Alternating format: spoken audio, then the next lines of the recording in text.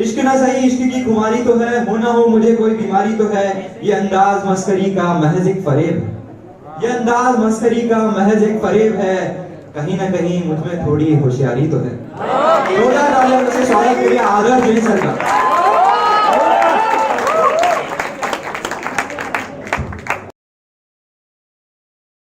शुक्रिया संचित, इतनी तारीफ के लिए ट्रीट मिल जाएगी तुम्हें। अच्छा, तो अपनी कुछ गजलों के कुछ शेर से शुरू करना चाहूंगा, फिर कविताओं तक पहुंचूंगा।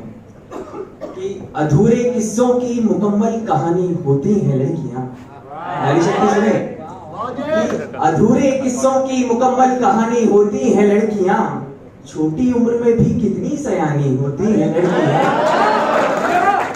कि अधूरे किस्सों की मुकम्मल कहानी होती है लड़कियां, छोटी उम्र में भी बड़ी सयानी होती है लड़कियां। इजहार दिल का आंखों तक से छिपा लेती हैं, इश्क में कितनी दीवानी होती हैं लड़कियां। इश्क में कितनी दीवानी होती हैं लड़कियां। होती हैं जब नाराज तो कड़कती हैं बिजली सी, हंसती हैं तो बारिश का पानी होती हैं लड़कियां। कि माँ, बहन, बेटी, प्रेसी, पत्नी और जाने क्या क्या, एक ही जिंदगी में कई जिंदगानी होती हैं लड़कियां। अच्छा, अब लड़कियों की बात हो रही है तो इसी पर मैं अगली चार लाइनें पढ़ना चाहता हूँ। और मैं दावा करता हूँ कि इसकी चौथी लाइन पर आप में से कई लोगों को कुछ याद आएगा। सुनिए। कि सोचता था कि सोचती होगी वो भी, बस इजहार नहीं करती। सोचता था कि सोचती होगी वो भी, बस इजहार नहीं करती। शायद इसीलिए मेरी किसी गुस्ताखी से इनकार नहीं करती। शायद इसीलिए मेरी किसी गुस्ताखी से इनकार नहीं करती। फिर जब बताया उसे हाले दिल अपना तो उसने ये कहा कि तुम्हें पसंद तो करती हूँ बहुत, मगर प्यार नहीं करती।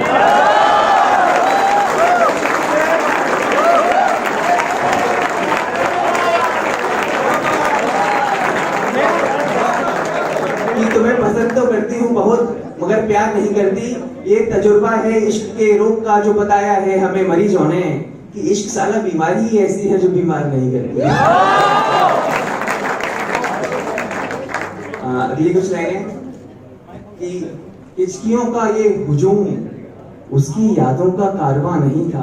अच्छा, इसके पीछे की स्टोरी है कि एक बार क्लास में किसी प्रोफेसर ने मेरे किसी दोस्त से पूछा कि इस सवाल का उत्तर बताओ, तो वो सोचने लगा।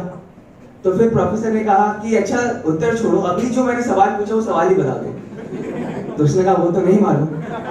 तो मैंने सोचा कि अगर ये मुझसे पूछा जाएगा तो मैं क्या कहूँगा कि हिचकियों का ये हुजूम उसकी यादों का कारवां नहीं था। हाँ, वो अब भी जान था मेरी, जाने जा नहीं था। हाँ, वो अब भी जान था मेरी, मगर जाने जा नहीं था। यहाँ क्या हुआ अभी अभी मत पूछना मुझसे, मैं यहाँ ही तो था मगर यहाँ नहीं था। मैं यहाँ ही तो था मगर यहाँ नहीं था। कि एक संजीदा शेर कि ये सच जानने में रूह को पूरी उम्र का वक्त लगा, कि जिसमें रहकर वक्त गुजारा वो उसका मौका नहीं था। ठंडी राख पर नफरत की गुंजाइश के फूल खिले तो कहना, हर अंदाज तुम्हारा कबूल है हमें, तुम्हें हो गिले तो कहना। कि हर अंदाज तुम्हारा कबूल है हमें, तुम्हें हो गिले तो कहना। जब भी उतरे रिश्ते तो समझौतों ने कर दी तुरपाई, पर सलामत रहे हो वही सिलसिले तो कहना। अच्छा, अभी चुनावों का दौर चल रहा है, तो चुनावों का वक्त है तो बयानों का भी दौर चल ही रहा है, ये होना लाजमी है।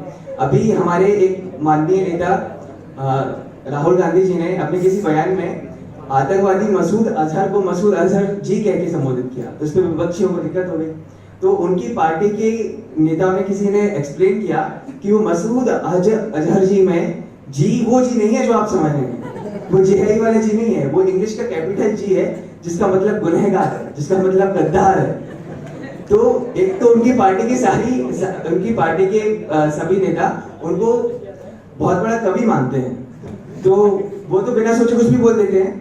मगर फिर उनकी पार्टी के नेता आते हैं, उनको एक्सप्लेन करते हैं, समझाते हैं, उसकी व्याख्या करते हैं, उसके अलग अलग अर्थ निकालते हैं और फिर बताते हैं कि कवि क्या कहना चाहता है। तो अच्छा, राहुल गांधी से याद आया कि शादियों का भी बहुत वक्त चल रहा है, तो मैं सीधे ये इतनी पूरी कहानी मैंने आपको अगली कविता की भूमिका बनाने के लिए गई थी कि चुनावी शादी जिसका शीर्षक है, अच्छा, इसके साथ मैं आपको एक मशवरा देना चाहता हूँ, एक गुजारिश आपसे करना चाहता हूँ कि मैं जो जो बोलूँ आप उसको इमेजिन करने की कोशिश कीजिएगा, उसका चित्र अपने मन में बनाने की कोशिश कीजिएगा। मैं दावे के साथ कह सकता हूँ कि आपको आनंद आएगा। सुनिए, पहली चार पंक्तियों से वेग पकड़ने का प्रयास करें कि कुछ घर वालों की अनुमति से, कुछ आपसी सहमति से, मोहब्बत ने जब कदम मिलाए चुनावों की गति से, तो फलानी पार्टी के युवा नेता विकास का ब्याह तय हुआ धिकानी पार्टी की लोकप्रिय महिला नेता प्रगति से। भिखानी पार्टी की लोकप्रिय महिला नेता प्रगति से संसद के इसी शीतकालीन सत्र में होगा विवाह लिखा था निमंत्रण पत्र में। पत्र में तो और भी चीजें थी मजेदार, जैसे नाम के स्थान पर छपवाया था आधार। कुंडलियों को भी शायद राजनीतिक विशेषज्ञों से मिलवाया था, तभी परिचय में पूरा चुनावी इश्तेहार लिखवाया था। लिखा था कि जन जन की यही पुकार है, दूल्हा हमारा कर्मठ जुझारू और ईमानदार है। दुल्हन भी न केवल सुंदर और सुशील है, बल्कि लोकप्रिय, मिलनसार और लगनशील है। आयोजन स्थल में भी वही मैदान लिखा था जहां अक्सर रैलियां और धरने होते हैं। ये वो साधारण शादी नहीं थी कि जिसमें मैरिज हॉल और होटल बुक करने होते हैं। हर छोटी बड़ी बात पर आयोजकों का ध्यान था। निमंत्रण पत्र में ही एक और ऐलान था कि विरोधियों द्वारा भले ही इस आयोजन को मनोरंजन कहा जाएगा, मगर पर असल में पहला ऐसा आयोजन होगा जो सही मायने में गठबंधन कहलाएगा।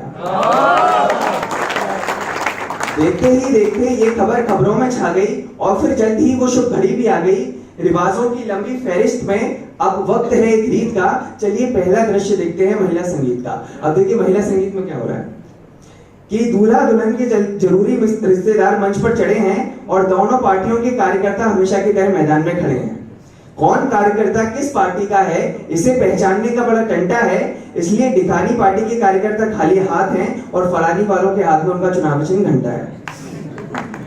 महिला संगीत में संगीत नहीं बल्कि रिश्तेदारों के भाषण हो रहे हैं। कुछ रिश्तेदार अपनी बारी के इंतजार में हैं, बाकी मजे में सो रहे हैं।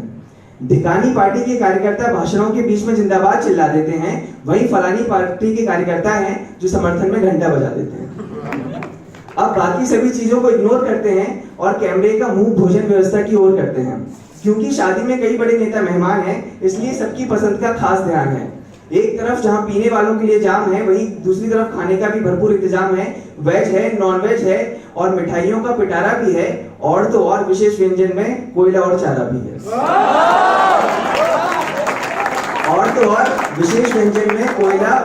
भी है। पर ये क्या, यहाँ तो कुछ मेहमान मुंह छुपा रहे हैं और कुछ हैं जो हंगामा मचा रहे हैं। इससे पहले कि बखेड़ा खड़ा हो बिना बात का, अगला सीन देखते हैं नेताजी की बारात का।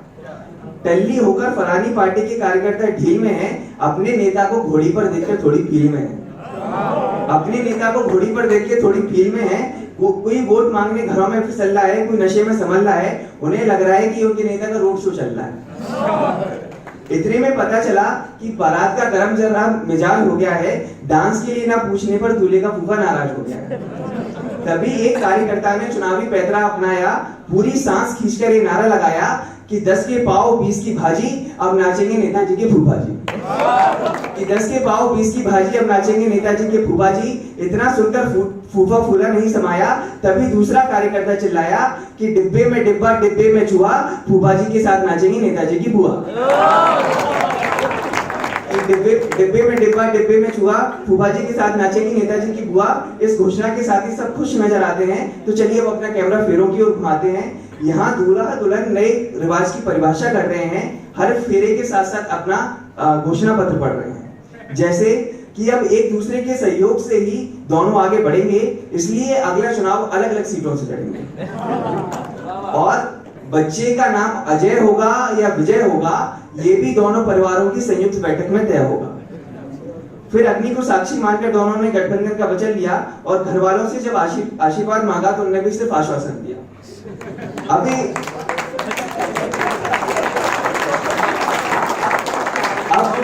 विचार का विषय है कि ये शादी हुई है या समझौता हुआ है। बहरहाल फिलहाल के लिए कार्यक्रम यहीं समाप्त हुआ है।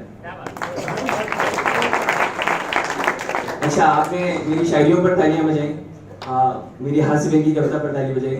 अब मैं एक कविता देश के लिए सुनाना चाहता हूँ, एक उस चुनौती के लिए सुनाना चाहता हूँ कि कितने भी शत्रु क्यों ना हो, कैसी भी मुसीबतें क्यों ना हो, हमारे देश सबसे निपटने में सक्षम है, पूरी तरह सक्षम है।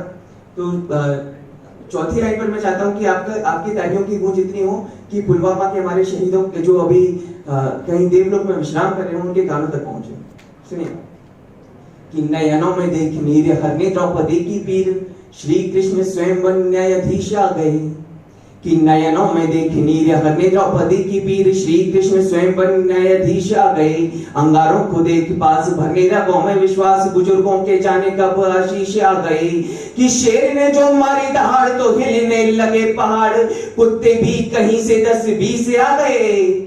मां भारती की लाज पर उठी आंख शत्रु की, तो सामने लाड़ियों के शीशे आ गए।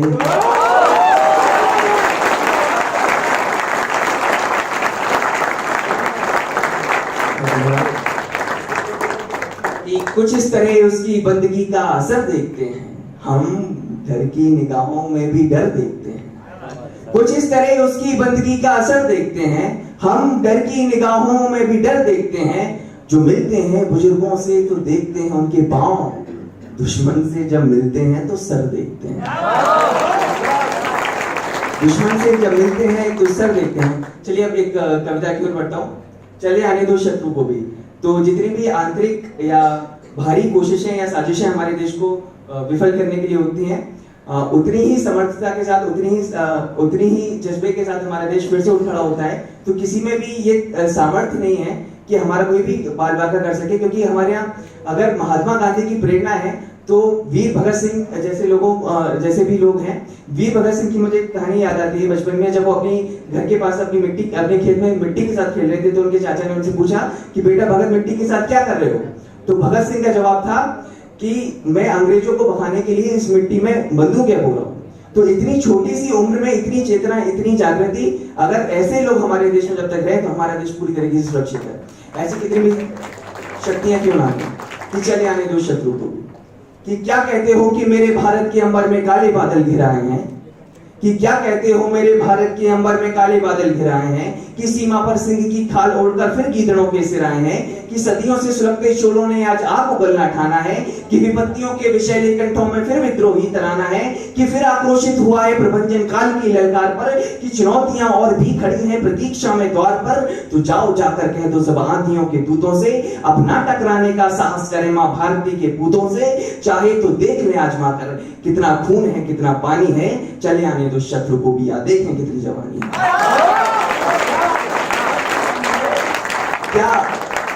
क्या दुश्मन कुछ ज्यादा ही अहंकार पर अपने झूल गया, भूल गया वो पराजय अपनी औकात भी अपनी भूल गया कि इस चमन के फूलों में बलिदानी खुशबू समाई है, कि उसने जब जब आंख उठाई है तब तब मुंह की खाई है, कि कतरा कतरा पवन का गाता यहाँ देश प्रेम की गीतिका है, या हर बेटा यहाँ का विवेकानंद और हर बेटी मणिकर्णिका है। इस मिट्टी के कणकण पर लिखी अमर शौर्य की परिभाषा है, यहाँ गांधी की अहिंसक वाणी है तो वीर भगत सिंह की भी भाषा है। मुसीबतों से भिड़ने की हमारी आदत बहुत पुरानी है, चले आने दो शत्रु को भी, देखें कितनी हमारे देश क्या है कि परिश्रम के घोर सन्नाटों में तुम्हें नाम हमारा सुनाई देगा, सफलता के दूर छिदिस तक हस्ताक्षर हमारा दिखाई देगा। हमारा ही उल्लेख देखोगे तुम इतिहास में, विज्ञान में, तपस्या की तपती जमीन पर, कैवल्य के आसमान में। भगवान महावीर, भगवान बुद्ध की तपस्या की तपती जमीन पर, केवल के आसमान में। कल हमारा रहा स्वर्णिम और कल भी राहों में हीरे पड़े होंगे। नई पीढ़ी की अनुशंसा करने देवता तक स्वर्ग में खड़े होंगे। जीत की विविध पताकाओं पर नाम केवल एक होगा, सारा विश्व करेगा अनुमोदना जब विजयी अभिषेक होगा। यथार्थ है ये कल का नहीं, कल्पना की कोई कहानी है, चले आने दो शत्रु को भी, देखेंगे। चलिए अंत में एक छोटी सी 1 मिनट की नज़्म के साथ मैं अपनी प्रस्तुति को खत्म करता हूँ कि कहां जा रही हैं जिंदगियां ये दौड़ किसके वास्ते, कि कहां जा रही हैं जिंदगियां ये दौड़ किसके वास्ते। फुर्सत के लम्हों में अक्सर सोचते हैं रास्ते, फुर्सत के लम्हों में अक्सर सोचते हैं रास्ते। ये दौड़ है सुकून की तो आराम भी होगा कहीं, ये दौड़ है सुकून की तो आराम भी होगा कहीं। ये दौड़ ही है जिंदगी तो मुकाम भी होगा कहीं, ये दौड़ ही है जिंदगी तो मुकाम भी होगा कहीं। ये बात है विमर्श की तो आओ मिलके सोचे जरा, क्या है आखिर माजरा क्यों दौड़ रही वसुंधरा। जद्दोजहद क्या ये इतनी महज वक्त बिताने की है, ओढ़कर अंधेरा जलाकर शाम में फिर से दिन उगाने की है। बात इतनी ही है अगर तो क्यों करे गौर कोई, मामला है गंभीर बड़ा वजह होगी और कोई, आग लगी है शहर में क्या, क्या ये मानव डर गया है, जिंदगी के जहाज में या फिर पानी ख्वाहिशों का भर गया है। ऐसा है फिर अगर तो होगी बड़ी विडंबना, व्यर्थ की ही कोशिशें, व्यर्थ का ही दौड़ना, जतन सारे किए मगर जहाज फिर भी ढह गया, उम्र भर जो कहा उसने अंत में भी कह गया, कुछ काम था कुछ रह गया।